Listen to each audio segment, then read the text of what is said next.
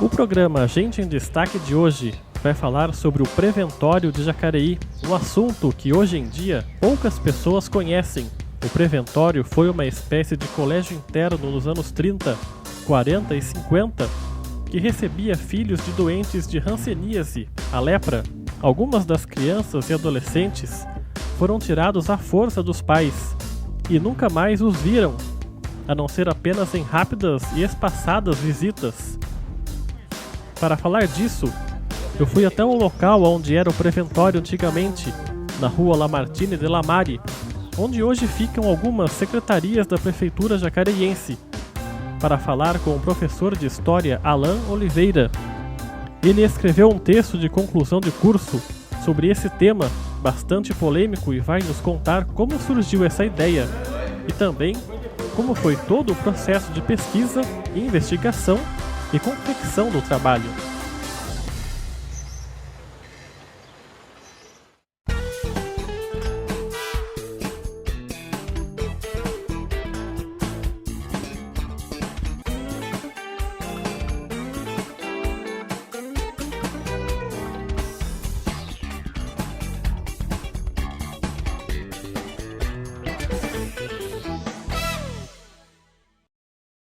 Bom, Alan, obrigado por aceitar o nosso convite da entrevista. Imagina. Aqui no antigo preventório, no prédio do preventório. Como é que surgiu a sua ideia de pesquisar sobre esse tema que é tão conhecido, mas ao mesmo tempo não se sabe quase nada sobre isso? Bem, eu comecei o trabalho do preventório quando eu entrei no Arquivo Público de Jacareí como estagiário. E lá eu entrei a partir de uma vaga no Promemória Jacareí, que era uma parceria da Univap com a Fundação Cultural de Jacareí. E chegando lá eu me deparei com toda a documentação do arquivo, só que tinha um documento específico, um corpus documental, a gente chama assim, guardado dentro de sacos de lixo. E como a Ieda, na época, estava me mostrando todas as repartições do arquivo, ela falou, esses daí são os documentos que vieram do viveiro municipal, que falam sobre o Preventório de Jacareí. Bem, daí ela falou, olha, a gente vai organizar esses documentos, limpar, porque eles estavam em condições lastimáveis. Fezes de rato, molhado, muitos documentos estavam assim, se perdendo mesmo. E a gente começou o trabalho de organização. Nessa primeira fase, a gente limpava os documentos e organizava. Na segunda fase, a gente começou a ler os documentos. E eu percebi que aquela história é muito interessante, porque era uma história de segregação, uma história que ninguém sabe, ninguém conhece, só aqueles que viveram mesmo sabem contar o que foi a vida dentro do preventório. E eu comecei a ler, pesquisar e me aprofundar. E eu descobri que essa instituição ela não é só uma instituição para acolher os menores durante a década de 30 por causa de uma doença. A gente viu que tinha uma relação de poder aqui dentro muito maior, E junto com a minha orientadora, Maria José, a gente começou a pesquisar, a trabalhar em cima disso. Eu para trabalhar em cima desses documentos, eu fiz um banco de dados. Esse banco de dados, eu pude classificar, da onde os internos vinham, quem eram os pais, a nacionalidade dos pais, porque o documento ele traz várias informações. Então, eu sabia das ocorrências que o interno teve dentro da instituição. Eu pude perceber as cidades que eles vinham. Então, eu pude trabalhar todo esse âmbito. A partir daí, eu fui buscando nas fontes primárias e secundárias. Nas primárias seriam esses documentos e as secundárias foram autores que falavam sobre preventório e saúde. Só que pouquíssimos autores falavam sobre o preventório de Jacareí. Na verdade, uma pessoa falava, que fala, né, até hoje, a Yara Monteiro, que é uma historiadora. Ela trabalhou um pedaço da história do Preventório de Jacareí. E se tem mais sobre o Preventório, falando sobre outros preventórios do Brasil, mas de Jacareí, nada. Isso foi interessante para mim também, porque como eu precisava de algo inédito, no momento aquele trabalho ia ser especial. Você começou sua pesquisa em 2010? 2010. Você era estudante de história? Isso. Na verdade, esse trabalho foi pro TCC, né? Trabalho de conclusão de curso. Eu entrei em 2010 ali, fiquei de 2010 a 2012 trabalhando. De 2010 a 2011 eu realmente fiquei em cima dos documentos. 2011 em diante eu parti para elaborar o texto, né? Explica então para o pessoal que está assistindo o que era o Preventório, qual era a função do Preventório. Bem, o Preventório de Jacareí, ele era uma instituição que fazia parte de um tripé, né, de profilaxia da lepra. Na verdade, a partir da década de 1920, o estado de São Paulo ele passou por uma campanha muito forte contra a lepra, né? A lepra é uma doença que não só atinge o físico, mas também ela traz um medo, né? Um medo que as pessoas...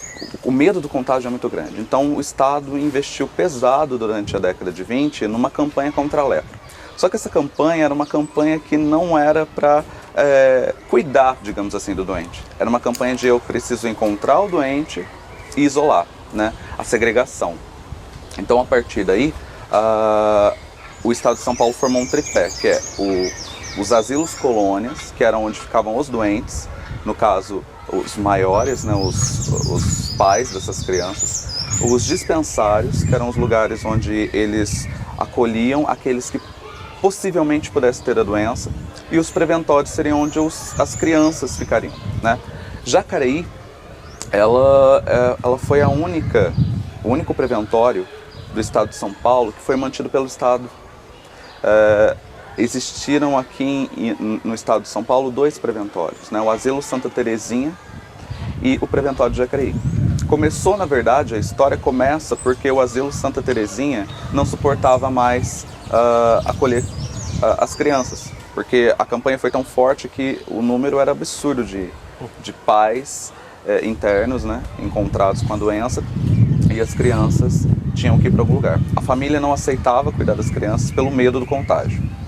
E as crianças não poderiam ficar sozinhas, e foi um jeito também que o Estado encontrou de acolher e educar essas crianças. Quer dizer, foi um universo totalmente de rejeição, né? Sim, sim. E como é que era o processo de arrancar essas crianças dos pais doentes? Esse processo de separação da família, como é que se dava? Olha, era uma lei, né, que tinha. Era uma lei, existia uma legislação, existia um regimento, e em cima dessa legislação, ele atuava como se fosse uma polícia, tá? Era nos textos que nós encontramos durante a escrita do trabalho, se falavam de carros de camburão, sabe? Para colocar as famílias, eles encontravam a família, eles riscavam a casa dizendo que ali era foco da lepra. Tem autores que dizem que eles queimavam a casa, queimavam o material da casa, porque eles acreditavam que o contágio seria a partir de tudo isso. E era a força, né? O Estado, então, separava a criança dos pais, levavam para os dispensários para saber se eles tinham a doença. Se não tivesse a doença, já encaminhavam para o preventório. E os pais eram encaminhados diretamente para os asilos colônias. Tiveram 6 asilos colônias, eu não me recordo o nome de todos, né? Mas esses asilos colônias ficariam tomando conta dos pais. E os preventórios seriam um lugar onde as crianças iriam vir, né? E